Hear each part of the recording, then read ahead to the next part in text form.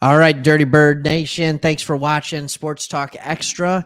Hey, if you are new to this channel, Lions fans, I'm not ashamed to say it.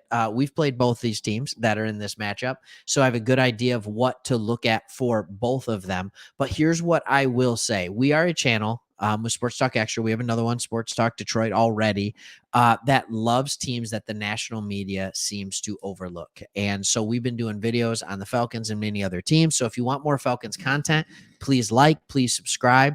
And why don't you do it right now? Leave a comment why you think the Falcons are going to win this game against the Bucs. Nice little rivalry here, division foes, all that kind of stuff. But here's what we are seeing, and here's what this video is about. It's about a couple things. One is the remarkable news that I can't remember seeing this far into a season, week 7, in a long time.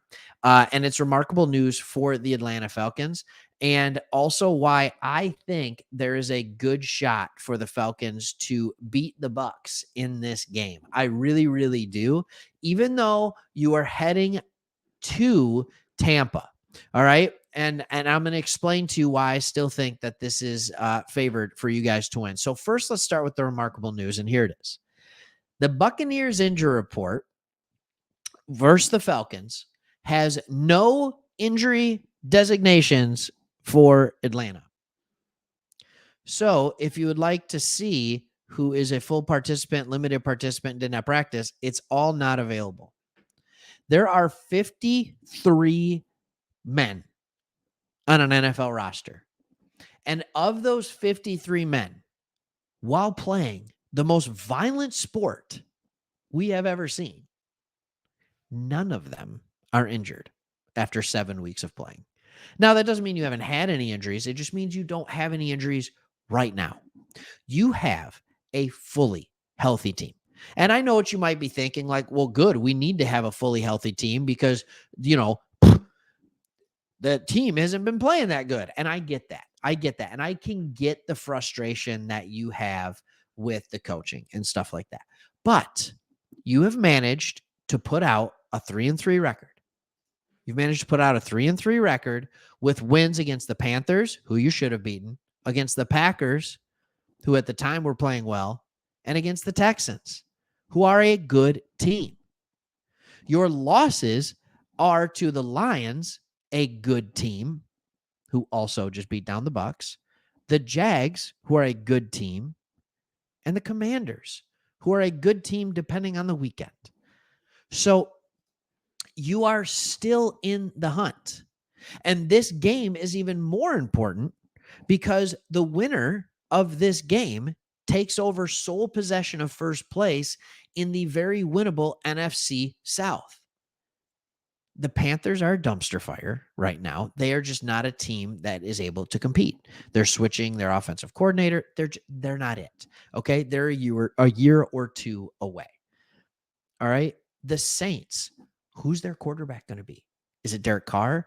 People are talking about how they're going to bench him. He's getting angry at everybody on Thursday Night Football. It's not a good look. Their best receiver, Chris Olave, my fantasy football wide receiver, dropping passes everywhere. It's not looking good for the Saints. But then you have the Falcons and the Bucs. It feels like everything is going right for Tampa Bay, and they're 3-2. And it feels from an outside perspective looking in that it seems like more should be going right for the Atlanta Falcons. It just does. And yet here you are with the opportunity to go on the road and win. And if you get that victory over Tampa Bay, you have the head-to-head. The only game you have left with them, you are at home, and you have firmly put your foot on the throat of this division. I truly believe that to be true. So why do I think that the Atlanta Falcons can win this game? Well, part of it is because I've seen both of these teams play against the team that I was rooting for. And yes, the Lions in a very similar score beat both teams. But when I look at Tampa Bay, here is what I saw. I saw a team that when push came to shove actually did not defend the pass that well. And we were playing them without a running game. David Montgomery was hurt. Until then, he was actually fairly effective, but he got hurt late in the first quarter, I want to say, and we did not have a running game because our backup running back was already hurt. We didn't have a running game the rest of that game, and all we did was throw for 350 yards on him. Ritter is starting to show that he can push the ball down the field. I understand. I understand that Ritter has had games where he's been turnover prone. Like, I get that. All right. But I also know that if you can start and have a good running game, you will have a Ritter who can be effective in the passing game. Here's what else I saw. I saw open receivers for the Bucs and Baker Mayfield missing them. Baker Mayfield is off to a hot start this season, but that is not what Baker Mayfield has been for his career. He's become a journeyman quarterback. Yes, I know he's the former number 1 pick. I understand that. And I understand he had a good year. Was it 2020 in Cleveland? Okay, but not since. What we've seen from Baker is a guy who overthrows, underthrows, makes weird decisions, and things like that. And maybe we're starting to see him settle into some of that. Also, I don't know how healthy that left shoulder is going to be. Now, he's not on the injury report, so that's fine. All right, he's not on the injury report, so apparently it's healthy enough. But he got messed up at the end of that game. Here's the other thing you have to understand. Your running game is what's huge. Tampa Bay stops it so well because of one man. His name is Vita Vea. Levante David's big too. All right, Vita Vea is questionable in this game with a foot injury. He hurt that. Maybe prior to the Lions game, maybe during. He was good according to PFF, but he did not make a huge impact on that game because, one, we weren't running the football, but we just kept him in check. And I think you have an offensive line that can keep him in check as well. And I think you know that.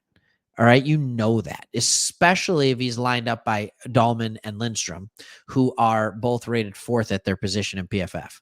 Now, on the other side, Bergeron, there you could have a little more troubles, but you can mess around with that. You can chip, you can do certain things. You can double team him consistently. Let him line up over Bergeron and let him and Dahlman double team. And then you can have Lindstrom do whatever he needs to do on the other side. Not a big deal. So here, that's kind of where I'm sitting at with all of this is I feel like this is a toss-up matchup. And I think Atlanta is trending more in I know it sounds weird based on last week's loss to the Commanders, but I feel like they're trending in a better direction than the Bucs. I feel like the Bucs are coming back to life while Atlanta's kind of been a not as good version of Atlanta can be. So that's where I'm at. That's what my thoughts are.